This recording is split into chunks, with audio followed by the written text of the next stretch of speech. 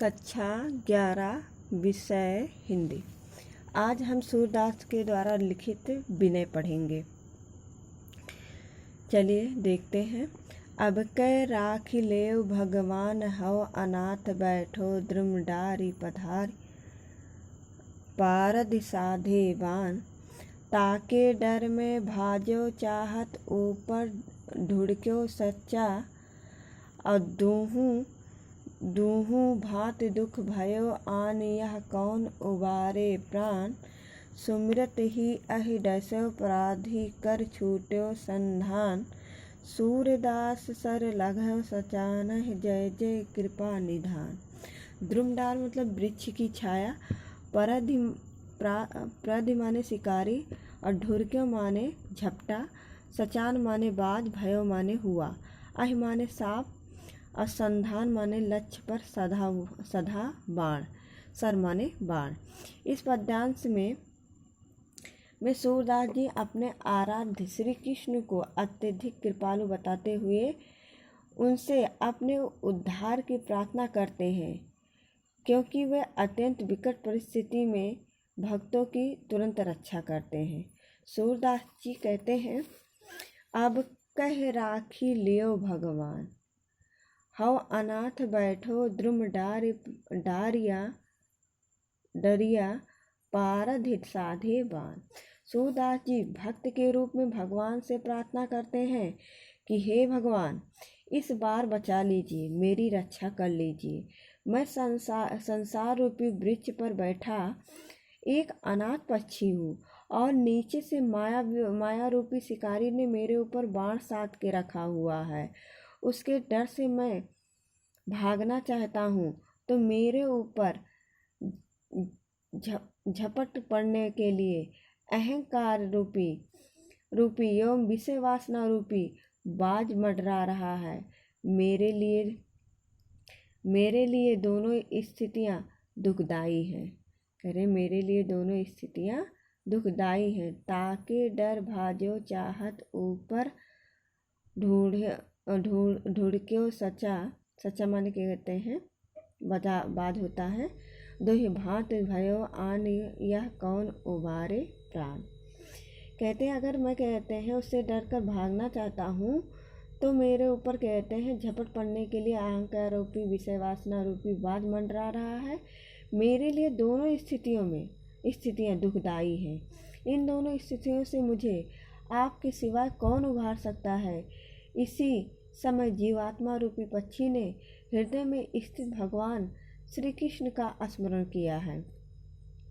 सुमरत ही अहि डसो अपराध कर छूट्यो संधान सूरदास सर लाघव सचन जय जय कृपा निधान।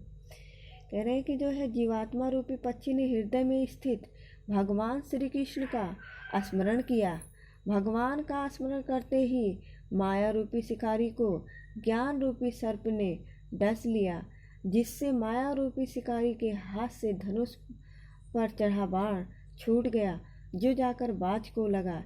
इस प्रकार भगवान ने उस जीवात्मा रूपी पक्षी को दोनों दुखों से बचा लिया, अर्थात ज्ञान के द्वारा मोह माया एवं छल कपट रूपी मन के विकार नष्ट हो गए। सूरदास जी दया के भंडार भगवान श्री कृष्ण की जय जयकार करते हैं।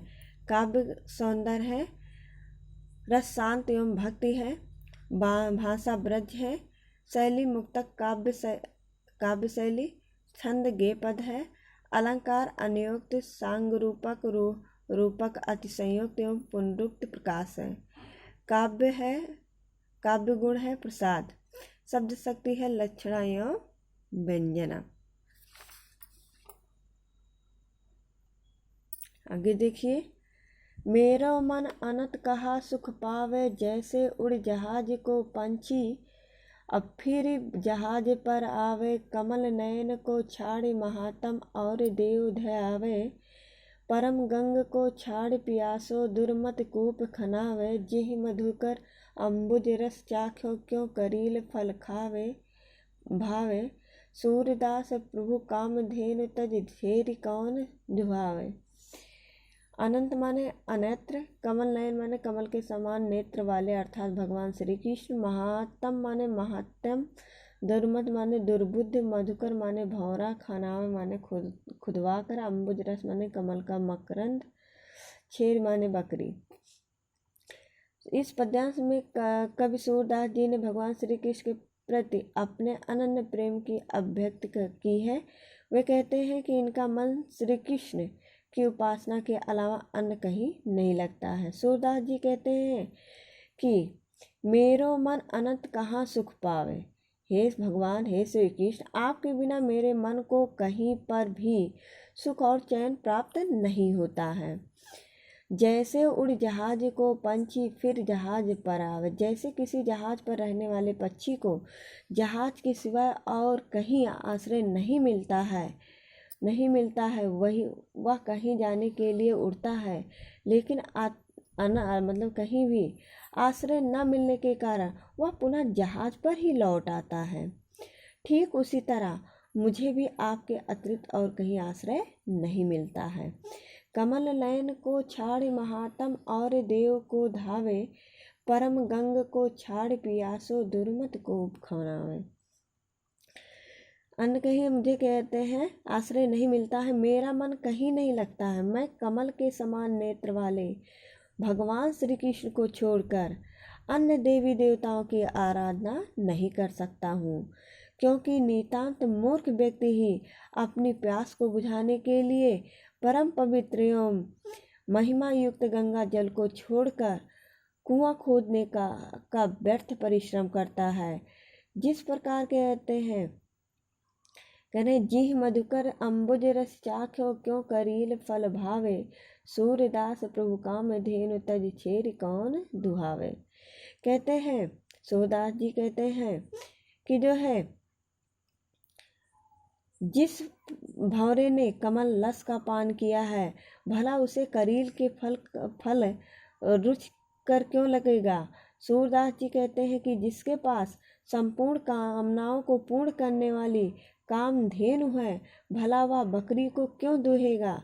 इसीलिए हे भगवान, मैं आप जैसे परम कृपालु महिमाशाली तथा दीन दुखियों के रक्षक को छोड़कर अन्य देवी देवताओं की उपासना नहीं कर सकता हूँ। काव्य सौंदर्य है, रस शांत एवं भक्ति है, भाषा साहित्यिक ब्रज भाषा है, शैली मुक्तक काव्य शैली है, छंद गेय पद है, अलंकार उपमा दृष्टांत एवं काकु वक्रोति है, गुण प्रसाद है, शब्द शक्ति लक्षणा एवं व्यंजना है।